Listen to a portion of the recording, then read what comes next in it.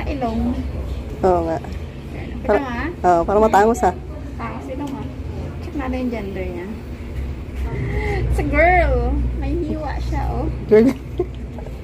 Yeah, it's a girl. Yung kamay niya, dalawa nakatakip sa, sa Mukha. mata niya. Oo, sa mat. Girl talaga. Oo. Tsaka ulit. Hmm. May talaga, may hiwa sa gitna. Pero wala naman din talaga yung tayo makita. Yung ilong lang niya ang kita natin. Ano? Buto pa siya. Ayan.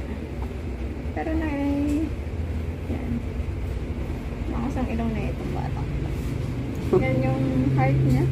Tumitibok. Okay naman ang heart rate niya. Sa akin, babae siya. Ano?